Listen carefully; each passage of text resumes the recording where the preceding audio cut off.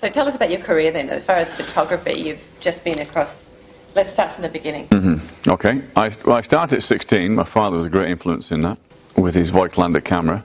Then I started on nuclear submarines at 16 as an apprentice photographer come colour technician. Yep. Then moved into the RAF. There, their standards were a lot higher in photography than anywhere else. Right, okay. And did reconnaissance, on the ground, photography, surveillance and that sort of thing. So a lot of military... Oh yeah, it was all military. Was any of this top secret? Oh, absolutely. I remember one time an officer... We need to stop filming? No, because there was a particular missile, a Russian missile launcher, that I remember we were busting ass to get this photograph right. For some reason, it just stuck in my mind, this particular missile launcher, against all the others we'd photographed. Last year, I went to Russia with Luda. We went to St. Petersburg and had a fantastic military museum. And there, rusting outside the museum, is this missile launcher and missile. Right. And they did a tremendous job of, they had a small lane, and one side were all sailing ship cannons, powder cannons, and on the other side were these missile launchers and artillery. And basically what they were saying was, look how far we've come in killing each other. You're looking at a cannon compared to intercontinental ballistic missile, which can kill millions in one go.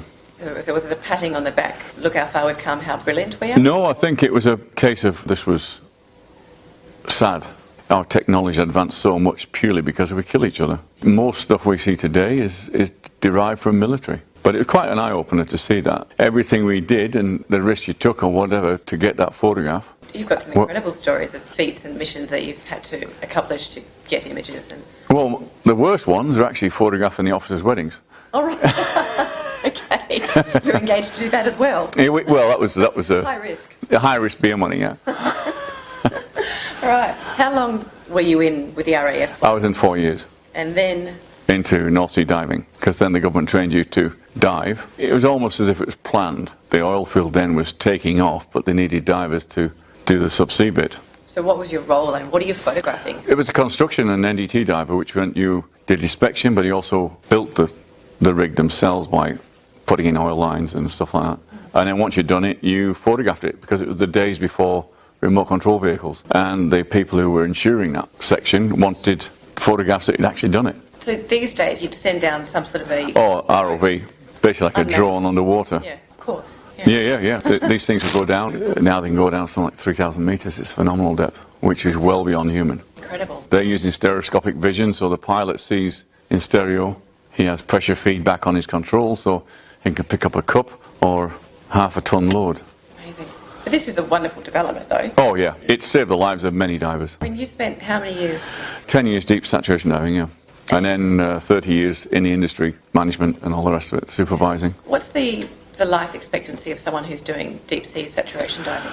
Well, relatively short, but I know a couple of good friends who are still at it 30 years on. Must be an art for it. Well, it's getting safer and more comfortable, but there's still a lot of risk there. Just tell us a little bit about what it meant, like what was the experience? So I know you'd go down in a bell? Or... A diving bell, yeah. And how long would you be underwater for? In those days, you get anywhere up to 12 hours. I've known guys, I was in chamber, was going in 15 hours. I did a 15-hour dive with a break to change out, and you're just a vegetable, basically. We did a 10-hour dive, came up, they changed the bell team out. I went back down in, we were doing photogrammetry of a riser, which is a pipe that comes up from the sea level and brings up the oil to the platform. There have been problems with that, so we're trying photogrammetry, which is a very accurate way of measuring to point something of a millimetre, you know. Sure.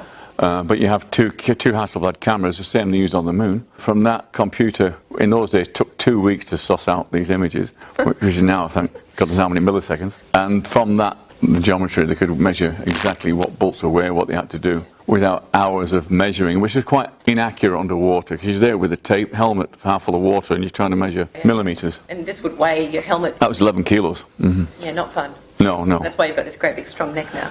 Which is crunchy. Yeah. How many metres underwater were you? We could go anywhere from 0 to 180, 200. Some of the guys did 300. It's insane. Yeah, well, after 100 metres, it's irrelevant. You know, you just get a bit short of breath and everything's black. And what, like climbing Everest? Yeah, similar. Very similar respiratory on both ends of the scale. Yeah. Yeah.